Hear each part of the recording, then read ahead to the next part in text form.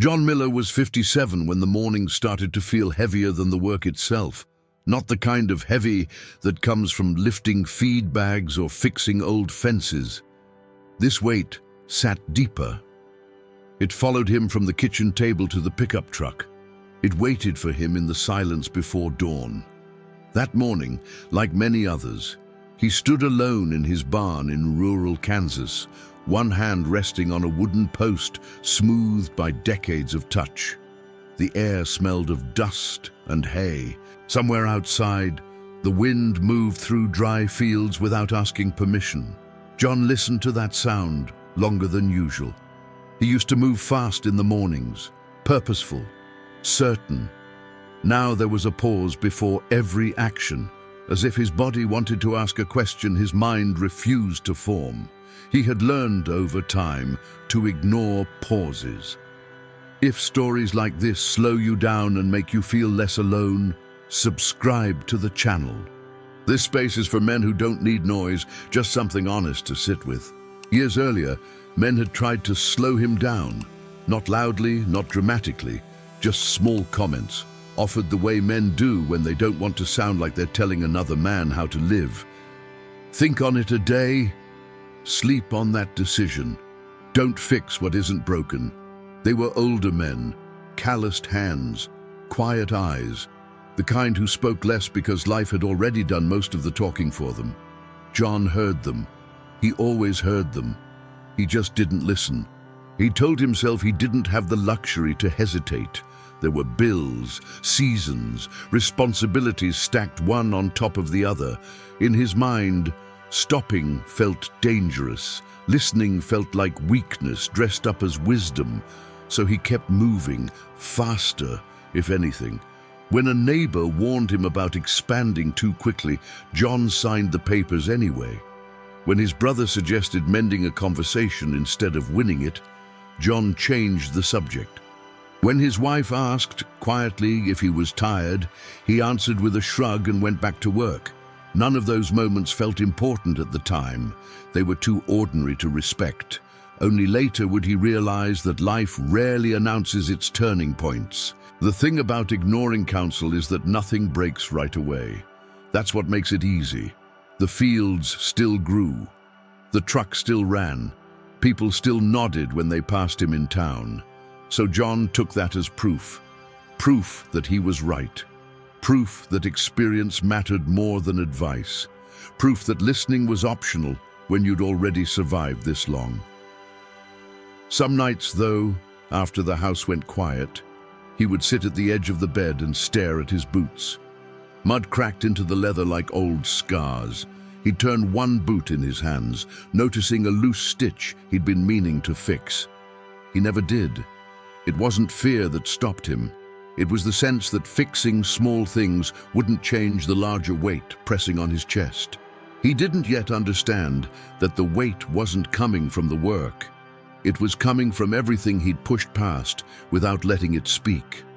Outside the window, the Kansas night stretched wide and empty. John lay back down, eyes open, listening to the quiet he'd trained himself to ignore. The lesson didn't arrive with drama. No accident, no shouting, no moment big enough to warn him. It came on an afternoon when the sky hung low and gray, and the fields looked tired in a way he recognized. John was sitting across from a banker he'd known for years. Same desk, same weak coffee, same small talk that went nowhere, but the numbers on the paper between them felt unfamiliar. Heavy, final. The banker cleared his throat once, didn't rush. "You're stretched thin, John," he said. "Been that way longer than you think." John nodded before he meant to, not because he agreed, but because, for the first time, he didn't have the energy to argue. Driving home, he passed the old Miller place, his father's land, long sold. The fence still leaned the same way it always had, one post crooked, held up by nothing but habit. His father had once stood beside that fence, hand resting on the same post, and said, almost to himself, "Strength isn't pushing harder. It's knowing when to stop pushing." John had laughed back then, not cruelly, just confidently. Now he slowed the truck, just a little, and for the first time in years, he let the memory finish its sentence. That evening, John didn't turn on the television. The house felt unfamiliar without noise filling it. Every creak in the floorboards made itself known. The clock in the kitchen counted seconds like it expected something to happen. He stood at the sink, hands in warm water, staring out the window as the sun dropped behind the fields. The reflection in the glass surprised him, not because he looked older, but because he looked tired in a way rest wouldn't fix. He thought about the men who had tried to slow him down, not as voices this time, as moments, a pause at the end of a sentence, a look held half a second longer than necessary, advice offered once, never repeated. They hadn't been trying to control him. They'd been trying to spare him from learning the hard way. John dried his hands and sat at the table. No papers, no plans, just the wood grain worn smooth by years of meals and quiet decisions. For the first time, he didn't feel the need to solve anything. He simply stayed, and in that staying, something loosened. Not the problems, not the consequences, but the grip he'd kept on being right. The next morning came slower. John noticed it the moment his feet touched the floor. Not the stiffness, that was familiar, but the absence of urgency. The day waited for him in a way it never had before. He poured coffee and sat down before drinking it. Let the steam rise, let the smell settle. It felt unnecessary, almost irresponsible. But he stayed. Out in the barn, a hinge squeaked when he opened the door. He'd heard that sound for years and never once stopped to oil it. He reached for the can on the shelf without thinking, then paused, surprised at himself. It wasn't efficiency. It wasn't productivity. It was attention. As he worked, he remembered his father again. Not a lecture, not advice, just the way the old man used to move slower near the end. Not weaker, slower, as if each step had earned the right to exist. John rested his hand on the door and breathed. He understood something then, though he couldn't have explained it if asked. Ignoring counsel hadn't made him strong. It had only made him alone, and listening now wouldn't undo the years. But it might keep him company for the ones that remained. Later that week, John ran into his brother at the feed store. They hadn't argued in a long time, not because things were settled, but because both of them had learned where not to step. They stood near the counter, pretending to look at prices that hadn't changed in years. "How's the land?" his brother asked. John opened his mouth with the old answer already formed. Short, defensive. Something that would end the exchange cleanly. He felt it there, ready. Then he let it drop. "It's heavier than I expected," he said. The pause afterward felt longer than it was. John resisted the urge to fill it.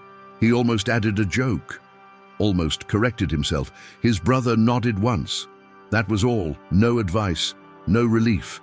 Outside, dust lifted from the gravel and settled back down around their boots. John noticed how it clung, how it stayed.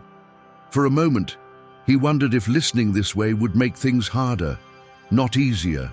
The thought passed, and for once, he didn't chase certainty to replace it. John didn't change everything. That mattered. He didn't sell the farm overnight or mend every strained relationship with a single conversation. Life didn't reward him with relief for finally listening. What changed was smaller. When someone spoke now, he didn't prepare his response while they were still talking. He let silence sit a second longer than comfort allowed. He asked questions he didn't already know the answers to.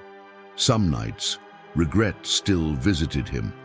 It sat beside him on the porch, quiet, watching the fields darken. He didn't chase it away. Regret, he learned, wasn't there to punish him. It was there to remind him that he had once been offered another way. The wind moved through the tall grass like breath through lungs. John pulled his jacket tighter and stayed where he was, listening, not because it fixed the past, but because it honored it. On Sundays, John started arriving early. The church was empty except for the sound of his boots against the floor and the building breathing in its own way. He took a seat near the back, where no one looked twice at him. He wasn't searching for answers. That part of him felt tired. As the service went on, certain words stayed with him longer than others, not because they were profound, but because they brushed against something unfinished inside him. Listening, he caught himself thinking about the men sitting a few rows ahead, younger, straighter backs, the kind of posture that still believes effort solves most things. He felt the old instinct rise, the urge to warn them, to save them time. The feeling faded before it became a thought. When the service ended, John stayed seated while the room emptied. He told himself it was to let the crowd pass, but he knew better. He was practicing what it felt like, not to move on too quickly. One evening, as the light thinned and the fields lost their color, John stopped by the fence again. The post leaned the way it always had. He rested his hand on it, feeling the rough edge catch against his palm. For a moment, he thought about fixing it, straightening it, doing something useful. He didn't. The wind moved through the grass and pressed against his jacket. John shifted his weight, listening to the sound it made, steady, unhurried. Nothing in front of him needed explaining. He stayed until the air cooled and the land went quiet, his hand still on the wood as if it belonged there, not waiting for clarity, not asking for change, just standing long enough for the moment to finish on its own. If this story felt familiar, it's because it wasn't really about John. It was about the moments you've rushed past, the counsel you heard but weren't ready to hold, the quiet weight you've been carrying without giving it a name. Some lessons don't come to correct us. They come to sit beside us until we're ready to notice.